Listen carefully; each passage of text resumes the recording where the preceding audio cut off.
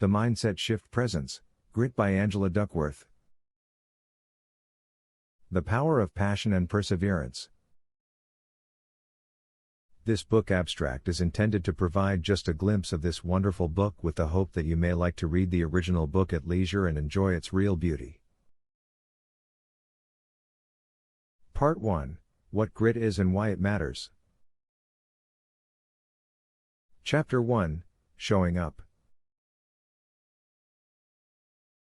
Description of Beast American Military Training. You are challenged in a variety of ways in every development area mentally, physically, militarily and socially. The system will find your weaknesses, but that's the point. West Point toughens you. Rising to the occasion had almost nothing to do with talent. Rather, what mattered was a never-give-up attitude. It is critically important and not at all easy to keep going after failure. The highly accomplished were paragons of perseverance. They were satisfied being unsatisfied. Each was chasing something of unparalleled interest and importance. And it was the chase as much as the capture that was gratifying. Even if some of the things they had to do were boring, or frustrating, or even painful, they wouldn't dream of giving up. Their passion was enduring. They not only had determination, they had direction. It was a combination of passion and perseverance that made achievers special. In a word, they had grit. Chapter 2. Distracted by Talent. Anyone who has been a teacher knows that there is no harder job in the world. Overachievers would reliably come to the class every day with everything they needed. They took notes and asked questions. When they didn't get something the first time around, they tried again and again, sometimes coming for extra help during their free period. Their hard work showed in their grades. Best school students were distinguished more by their work ethic than by their intelligence. They studied hours and hours every day. In class, the attention was rapt. After class, he would stay and ask, politely, for harder assignments. Bad grades made them feel bad, but they did not dwell on it. They figured out what wrong they did, and then did things differently. Darwin, excepting fools, men did not differ much in intellect, only in zeal and hard work. He said about himself, "I think I am superior to the common man in noticing things which easily escape attention, and in observing them carefully." He kept thinking about the same questions long after others would move on to different, no doubt easier problems. He kept all questions alive at the back of his mind, ready to be retrieved when a relevant bit of data presented itself. William James observed, "Compared with what we ought to be, we are only half awake. Our fires are damped, our drafts are checked. We are making use of only a small part of our possible mental and physical resources." He further observed, "The human individual lives usually far within his limits, he possesses powers of various sorts which he habitually fails to use. He energizes below his maximum, and he behaves below his optimum." A famous musician said, "Well, I guess I may have some talent, but I think, more than that, I loved music so much I practiced 4 to 6 hours a day throughout childhood. And even in college with a punishing schedule. I wanted to get better and better and better. When I practiced piano, I pictured myself on stage in front of a crowded audience, and imagined them clapping." McKinsey authors describe talent as a sum of a person's abilities, intrinsic gifts, skills, knowledge, experience, intelligence, judgment, attitude, character, and drive.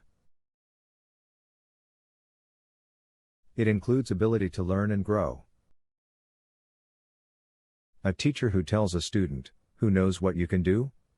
can inspire him to take up challenges.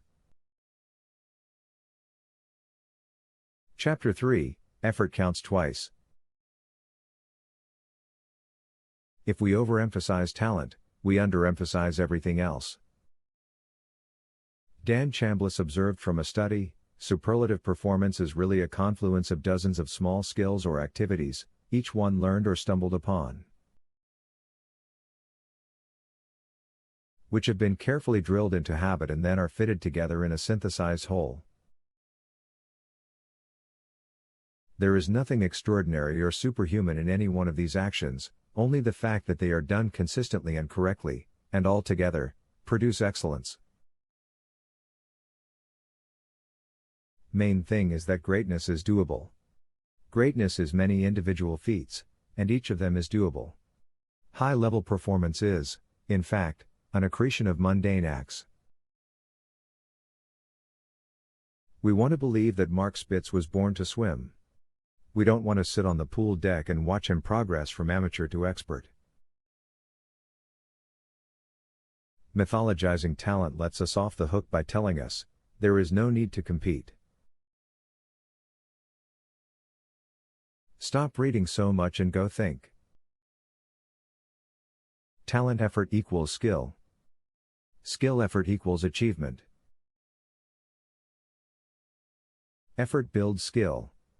At the same time, effort makes skill productive. James Irving rewrites draft after draft of his novels. Since reading and writing didn't come easily, Irving learned that to do anything really well, you have to overextend yourself. He said, "I have confidence in my stamina to go over something again and again no matter how difficult it is." Will Smith, the famous actor, observed, "I have never really viewed myself as particularly talented. Where I excel is ridiculous, sickening work ethic." He further says that, "The only thing that I see that is distinctly different about me is, I am not afraid to die on the treadmill. I will not be outworked, period. You might have more talent than me, you might be smarter than me, and you might be sexier than me. You might be all of those things. You got it on me in 9 categories. But if we get on the treadmill together, there's 2 things, you're getting off first, or I am going to die. It's really that simple." Treadmill test at the age 20 was a surprisingly reliable predictor of psychological adjustment throughout adulthood. Physical health predicted later psychological well-being. When it comes to how we fare in marathon of life, effort counts tremendously. Woody Allen, 80% of success in life is showing up. Staying on treadmill is one thing, and I do think it's related to staying true to your commitments even when we are not comfortable. But getting back on treadmill the next day, eager to try again, is even more reflective of grit. Because when you don't come back the next day, when you permanently turn your back on a commitment, your effort plummets to zero. As a consequence, your skill stops improving, and at the same time, you stop producing anything with whatever your skills you have. How many of us start something new, full of excitement and good intentions, and then give up permanently when we encounter the first real obstacle? Many of us, it seems, quit what we start far too early and far too often. Someone twice as talented but half as hard-working as another person might reach the same level of skill but still produce dramatically less over time. This is because as strivers are improving in skill, they are also employing the skill to produce more. The separation of talent and skill is one of the greatest misunderstood concepts for people who are trying to excel, who have dreams, who want to do things. Talent you have naturally. Skill is only developed by hours and hours and hours of beating on your craft. I would add that skill is not the same thing as achievement. Without effort, your talent is nothing more than your unmet potential. Chapter 4, How Gritty Are You? Grit is more about stamina than intensity. There are no shortcuts to excellence. It's doing what you love, but not just falling in love, staying in love. Grit changes with time. It has two components, passion and perseverance. Passion is not obsession or infatuation. It is a commitment of a different kind. Rather than intensity, it is consistency over time. Passion can develop over a period of years. It may not be a process of passive discovery, but an active construction. We can create it. Passion can be a compass, that thing that takes you some time to build, tinker with, and finally get right, and then guides you on your long and winding road to where, ultimately, you want to be. Seattle Seahawks coach Pete Carroll asks, "Do you have a life philosophy?" He is not asking about your usual goals. He is asking what you are trying to get out of life. He is asking about your passion. Pete's philosophy is, do things better than they have ever been done before. It may take a while for you to figure out. A clear, well-defined philosophy gives you guidelines and boundaries that keep you on track. He is talking about hierarchy of goals, top level, mid-level, and low level. At the bottom are our most concrete and specific goals, the tasks we have on short-term to-do list. These are merely means to ends. In contrast, the higher the goal in this hierarchy, the more abstract, general, and important it is. The higher the goal, the more its end in itself, and the less it's merely a means to an end. There can be several layers of mid-level goals. Ask yourself why about every goal. This leads you to your high-level goals. The top-level goal is an end in itself. It is an ultimate concern for you. It has an influence on everything you do. It makes you happy. You care about the same ultimate goal in an abiding, loyal, steady way. You are pointing in the same direction, ever eager to take even the smallest step forward than to take a step to the side. Most of your actions derive their significance from the allegiance to your ultimate concern. It organizes. Grit is about holding the same top-level goal for a very long time. It is so very interesting and important that it organizes a great deal of your waking activity. In very gritty people, most mid-level goals are in some way or another related to that ultimate goal. Warren Buffett's advice on goal prioritizing: first, you write down a list of 25 career goals. Second, you do some soul searching and circle the 5 highest priority goals. Just 5. Third, you take a good hard look at the 20 goals you didn't circle. These you avoid at all costs. They are what distract you, they eat away time and energy, taking your eye from the goals that matter more. This process is important because we can confuse these with midterm goals. To help in the above exercise, assign marks out of 10 to each goal for importance and interest, separately. Then multiply these two scores and then rank them. What you may find is that a lot of these goals are related to one another. The majority, in fact, were means to the ends. There are only few professional goals for which this was not true. Avoid these at all cost. I would just add one more step. Ask yourself, to what extent do these goals serve a common purpose? You may abandon a few things you are working on hard. Not all of them will work out. They are just means to an end.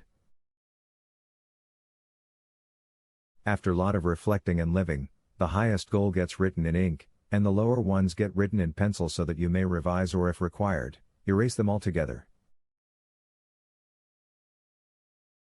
Motto of Green Berets: improvise, adapt, and overcome. In life, 9 out of 10 things never work out. Giving up on lower level goals is not only forgivable, it's sometimes absolutely necessary.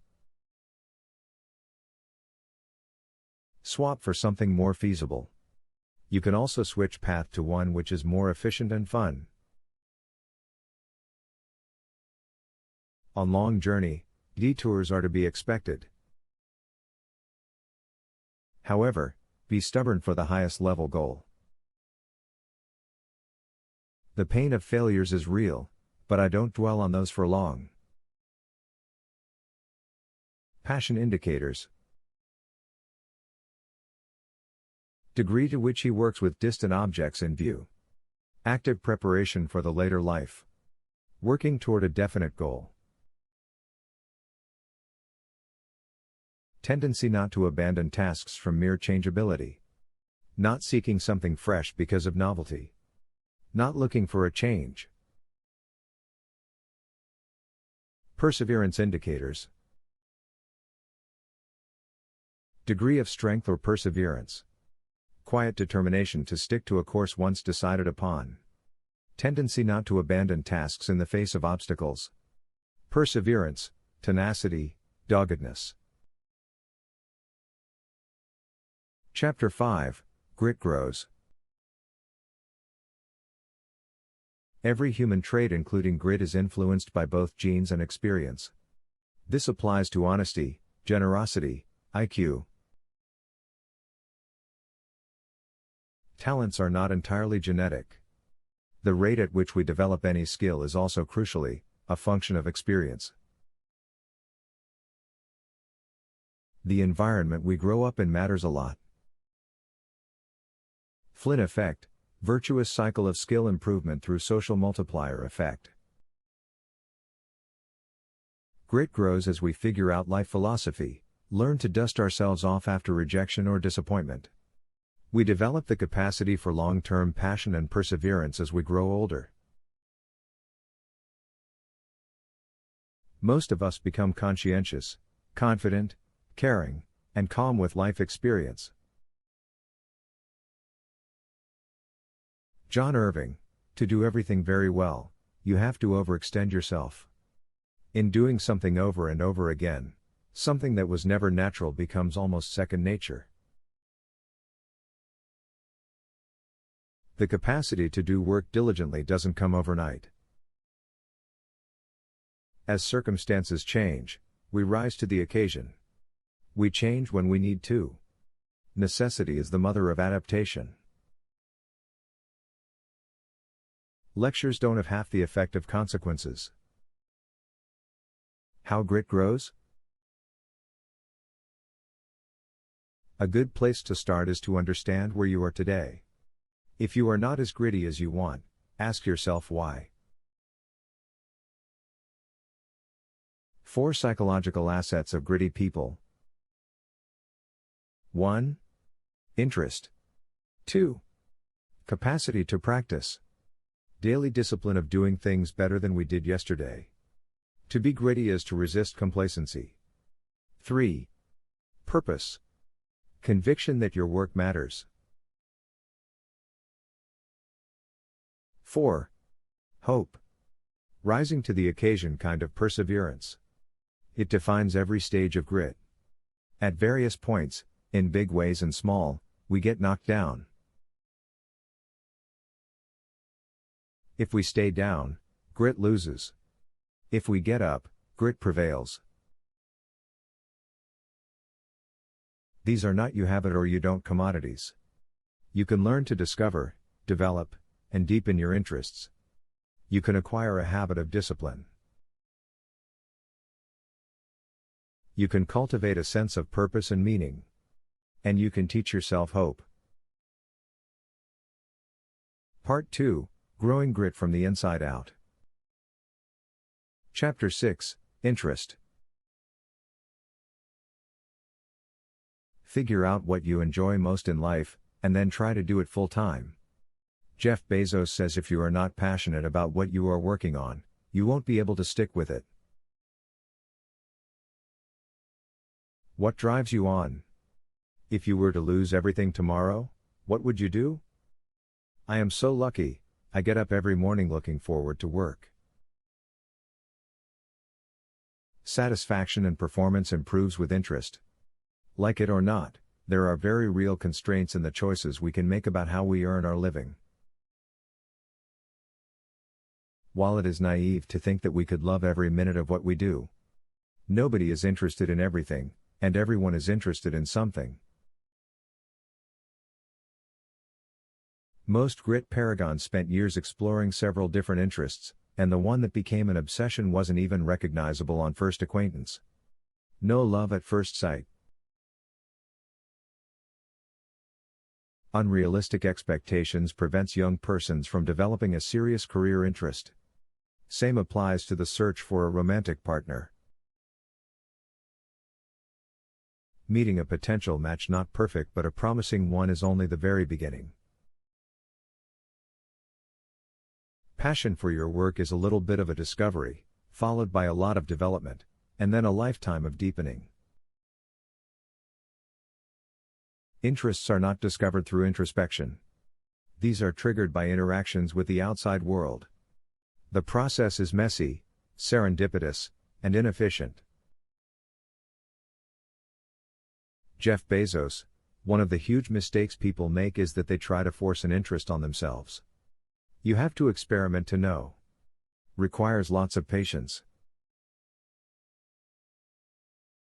Interests thrive when you have a crew of encouraging supporters: parents, teachers, coaches, and peers. Positive feedback makes us feel happy, confident, and secure.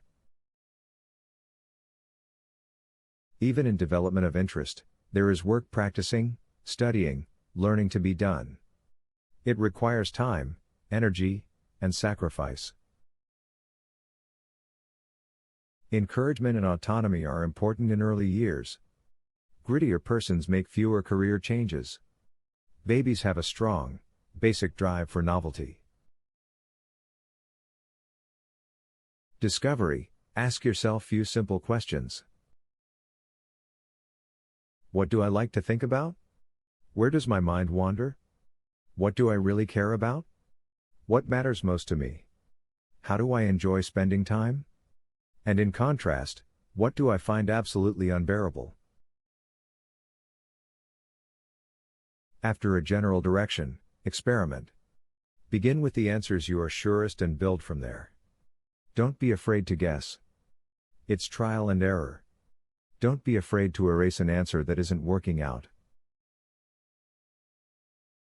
Interests must be triggered again and again.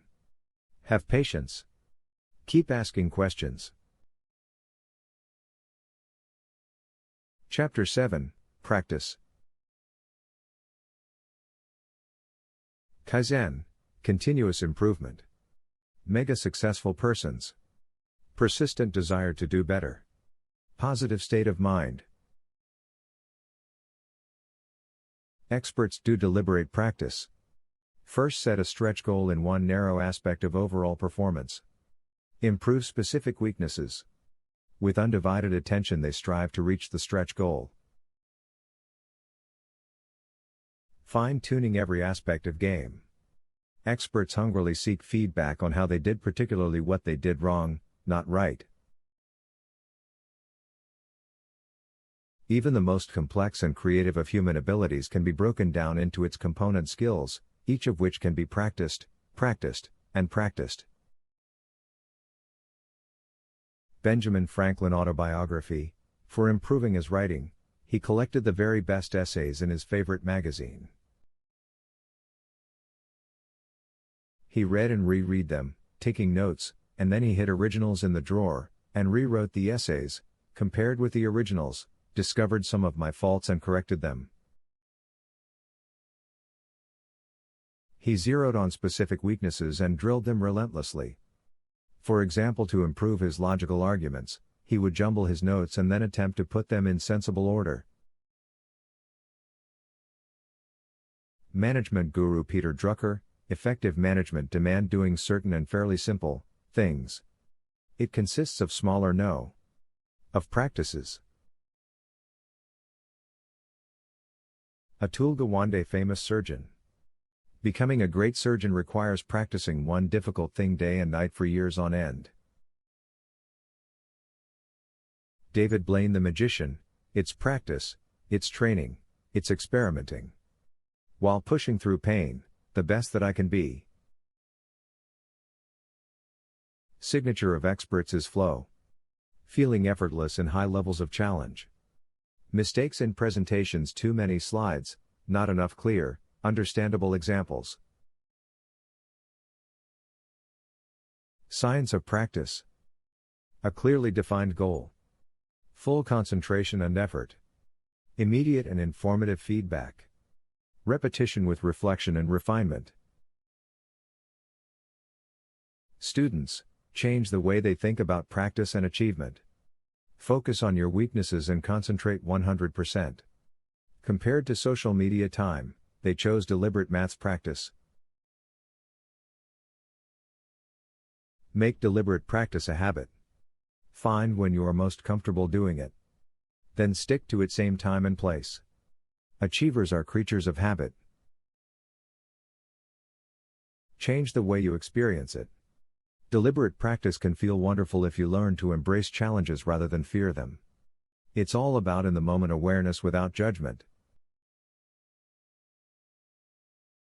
Babies don't mind learning from mistakes. We make them feel embarrassment, fear and shame as they grow up. Shame doesn't help fix anything. Instruct teachers to commit an error on purpose and let students notice. Chapter 8, Purpose. The intention to contribute to the well-being of others is also important. We feel happy if what we are interested in helps others as well. Leaders are not just goal-oriented, their goals are special. Some persons with life-threatening disease have found a new perspective in life through social service. For most, pleasure matters most for happiness, and for a few, social service matters more. This a top-level goal. 3 bricklayers. First, I am laying bricks. He just has a job. Second, I am building a church. He had a career. Third, I am building the house of God. He had a calling. Job, necessity of life, career, stepping stone to other jobs. Calling, work, MIMP thing in life. All of us are looking for daily meaning and daily bread. A garbage collector says that his job is exhausting, dirty and dangerous. But it is meaningful to society. A French lord was given city street cleaning as a punishment for goofing up. But he did it so well that he was commended for it. A calling is not some full-formed thing that you find. It's much more dynamic. Whatever you do, you can continually look at what you do and ask how it connects to other people, how it connects to the bigger picture, how it can be an expression of your deepest values. A bricklayer who says I am laying bricks might someday realize I am building house of God. Finding your job to be fun is the key. Michael Bain is a professor of internal medicine. But his passion is well-being through mindfulness. He always liked meditation, but it couldn't be a full-time profession. While in medical school, he confessed this to his meditation teacher. He advised him that he will help more people by becoming a doctor. He started meditation classes for his patients with serious health conditions. Teaching led me to an enduring interest in helping children do so much more with their lives than they might ever dream possible. Use psychological science to help kids thrive. Research has shown that leaders and employees who keep both personal and pro-social interests in mind do better in the long run than those who are 100% selfishly motivated. Children should get to see how difficult a life of purpose is, all the frustrations and obstacles, but also how gratifying, ultimately, it can be. Most of the rags to riches stories are from poverty to purpose ones. They have a work ethic and profound desire to be helpful. Help people realize that they are far more capable than they know. David Yeager, reflect on how the work you are already doing can make a positive contribution to the society. Amy Wyszynski, think about how, in small but meaningful ways, you can change your work to enhance its connection to your core values. Bill Damon, find inspiration in a purposeful role model. Chapter 9, Hope. Japanese saying, Fall 7, Rise 8. One kind of hope is expectation that tomorrow will be better than today. It comes without the burden of responsibility. The onus is on the universe to make things better. Grit depends on a different kind of hope. It rests on the expectation that our own efforts can improve the future. They resolve to make tomorrow better. In my first year college, I enrolled for a course in neurobiology. I did everything right, from attending classes attentively, taking down notes, studying regularly. It was a tough course, and I was shaky in a few areas. I started panicking in quiz. I am not going to finish. I have no idea what I am doing. I am going to fail. It was a self-fulfilling prophecy. I could not concentrate. I was advised to drop the course. I refused. The same thing repeated in the second quiz.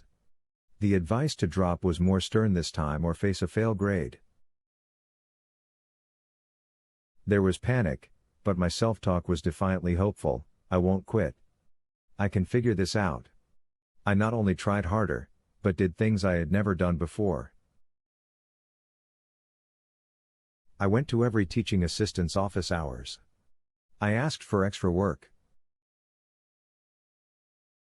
I practiced doing the most difficult problems under time pressure, mimicking the conditions under which I needed to produce a flawless performance. I knew my nerves were going to be a problem at exam time, so I resolved to attain a level of mastery where nothing could surprise me.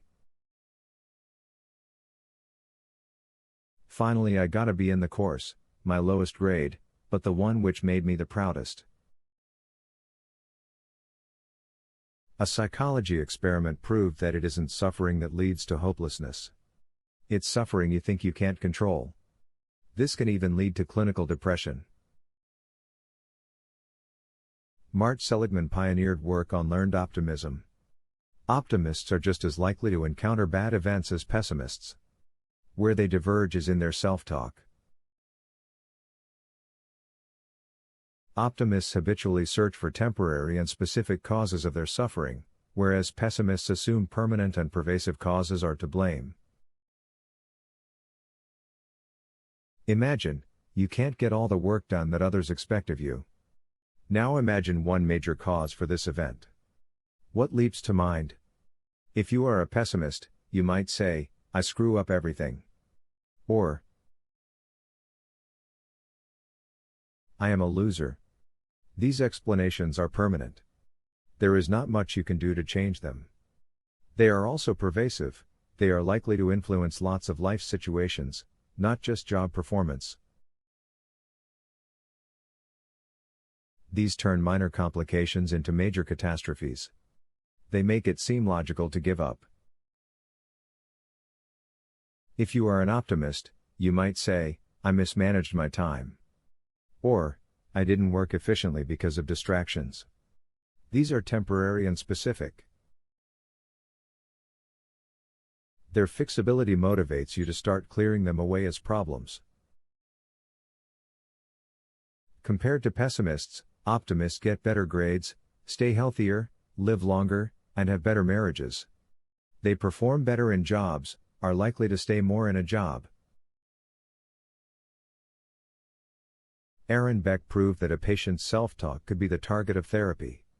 As with any other skill, we can practice interpreting what happens to us and responding as an optimist would. Scientific evidence pointed out that happiness was not just a consequence of performing well at work, it might also be an important cause. Optimistic teachers were grittier and happier. They also get their students to achieve more. When you keep searching for ways to change your situation for the better, you stand a chance of finding them. When you stop searching, assuming they can't be found, you guarantee that they won't. Henry Ford, whether you think you can, or think you can't, you are right. Students were divided into two groups. Both groups solved the same math problems in a session. The first group students received praise for doing well irrespective of how many they had completed. The second group was occasionally told that they had not solved enough problems, and that they should have tried harder. Finally, both groups were given a common test having easy and difficult problems. The first group students gave up easily after encountering difficult problems, whereas, the second group students tried harder for the same problems. Some persons take failure to mean lack of ability. Grit persons interpret failure as a cue to try harder. Fixed versus growth mindset. Read the following statements and see which ones you agree with.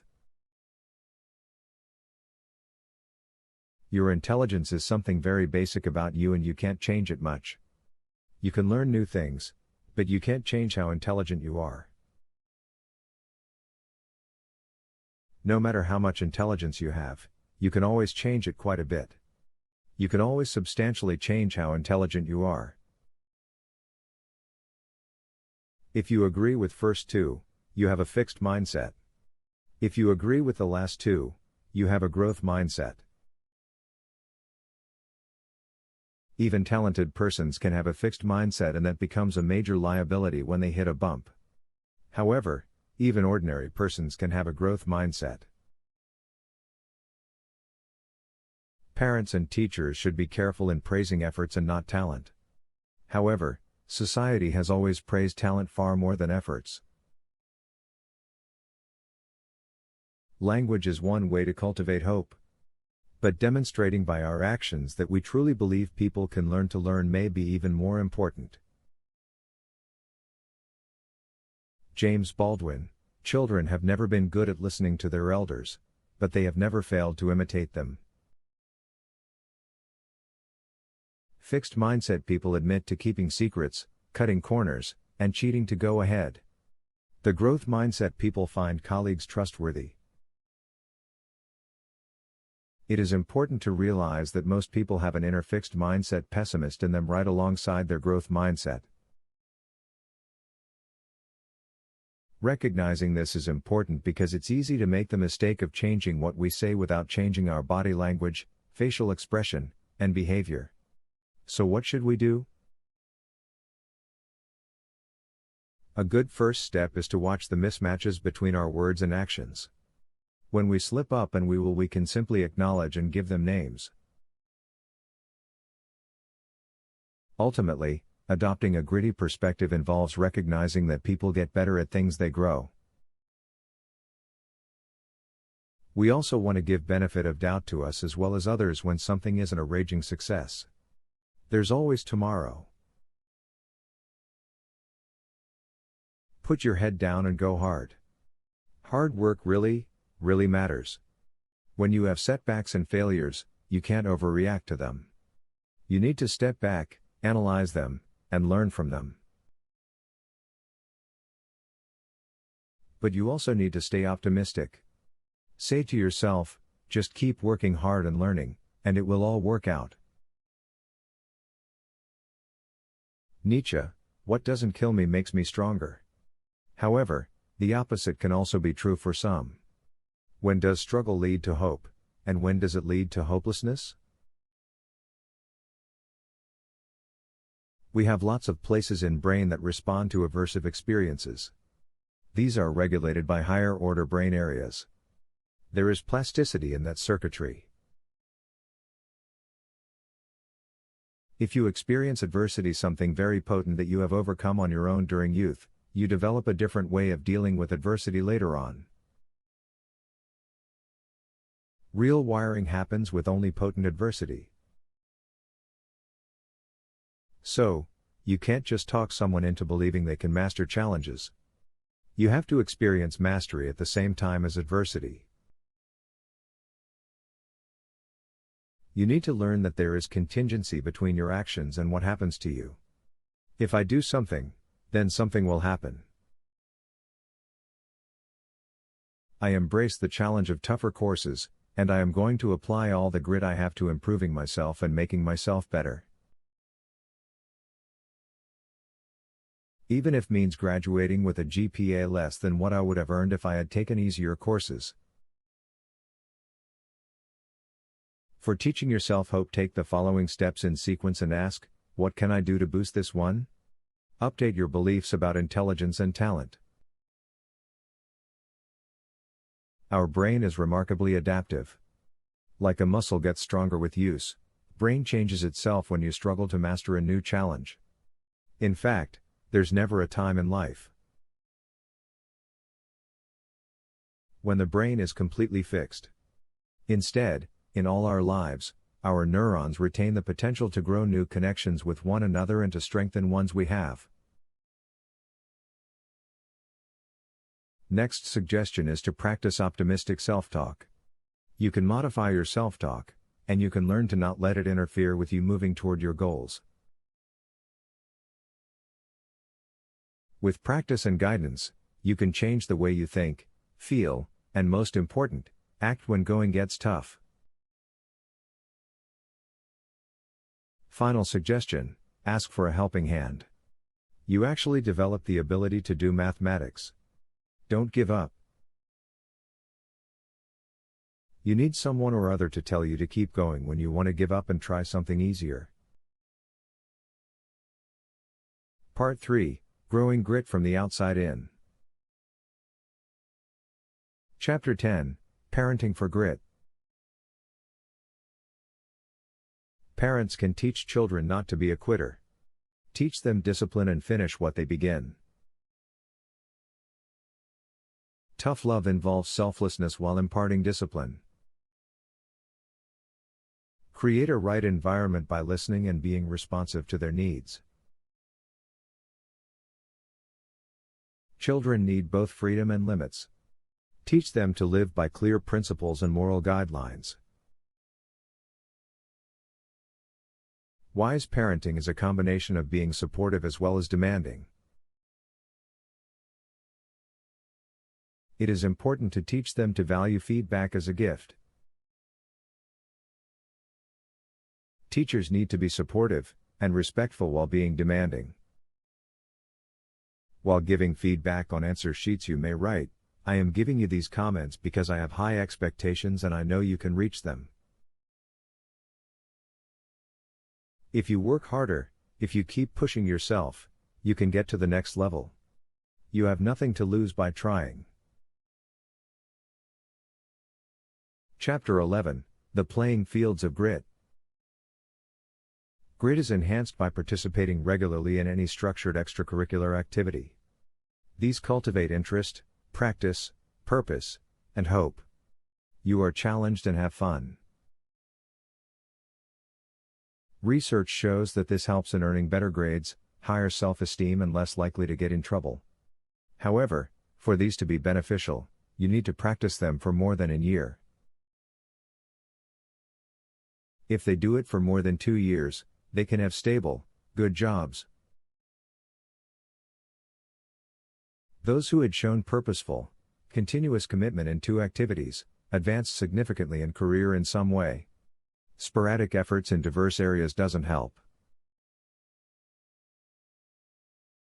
Specific activities don't matter, but consistent engagement for a couple of years with some progress is important. Harvard admits 50% students on outstanding academic credentials, and remaining 50% based on their commitment to pursue something they love. Believe in, value and have done so with singular energy, discipline, and plain hard work. The Harvard admissions in charge for 40 years says, "My sense is that most people are born with tremendous potential. The real question is whether they are encouraged to employ their good old-fashioned hard work and their grit to maximum. In the end, those are the people who seem to be most successful." Following through on hard things teaches a young person powerful, transferable lessons. You are learning from others, you are finding out more and more through experience what your priorities are, you are developing character. With practice, industriousness can be learned. Chapter 12, A Culture of Grit. Sox coach Pete Carroll says, "We look for great competitors. They have grit, they have a mindset that they are always going to succeed. They are resilient. They are not deterred by challenges and hurdle." A culture is defined by the shared norms and the values of a group of people. How they do things and why. When you adopt a culture, you make a categorical allegiance to be in the group. The bottom line on culture and grit is: if you want to be grittier, find a grit culture and join it.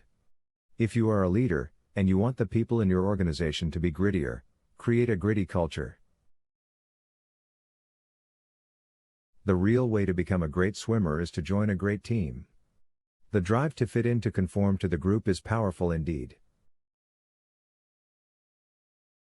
Sometimes we use cost-benefit analysis in decision-making. But other times we ask ourselves, who am I? What is this situation? What does someone like me do in a situation like this?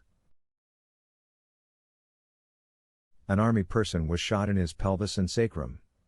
Doctors told him he would never walk again. He told them, "You don't know me." He promised himself to run a 10-mile army race. He practiced for more than a year and did exactly that and much more. There were huge costs in overexerting. But he said, "I simply wasn't going to fail because I didn't care or didn't try." JPMorgan Chase Manual: have a fierce resolve in everything you do. Demonstrate determination, resiliency, and tenacity. Do not let temporary setbacks become permanent excuses. Use mistakes and problems as opportunities to get better, not reasons to quit. We don't whine. It was the survivalists who succeed. Yes, you can. Get up here. Pete Carroll: I have learned that if you create a vision for yourself and stick with it, you can make amazing things happen in your life. My experience is that once you have done the work to create the clear vision, it is the discipline and effort to maintain that vision and make it come true. The moment you have created that vision, you are on your way, but it's the diligence with which you stick to that vision that allows you to get there. Success is never final, failure is never fatal. It's courage that counts. Always compete. You are competing or you are not. Compete in everything you do. You are a Seahawks 24/7. Finish strong.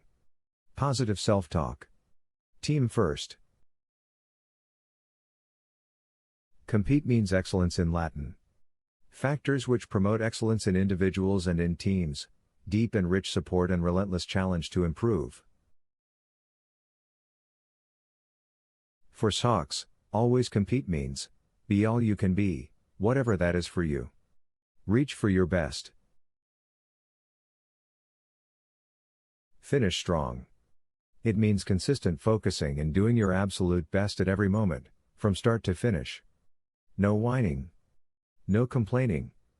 No excuses. Always protect the team. Make a resolution to be early. Do it for almost everything. While promising a gift to a child, get him motivated. Then provide him coaching to know what needs to be done to get good grades. He needs a plan. Be a great dad. Like every other negative experience, and every positive one, it becomes part of you. I am not going to ignore it. I am going to face it. And when it bubbles up, I am going to think about it and get on with it. And use it. Character. Love our brothers. Chapter 13, Conclusion. The challenge of writing is to see you're horrible on page. To see you're terrible and then go to bed. And wake up the next day, and take that horribleness and terribleness, and refine it. And make it not so terrible and not so horrible, and then go to bed again. And come back the next day, and refine it a little bit more, and make it not so bad. And go to bed the next day. And do it again, and make it average, and then one more time. If you are lucky, maybe you get good. And if you have done that, that's success. Thank you for watching this abstract of Grit by Angela Duckworth, on the Mindset Shift channel. If you found this video helpful and informative, don't forget to like, comment and subscribe to our channel for more audiobook abstracts and other content related to personal growth and development. Stay tuned for more exciting content.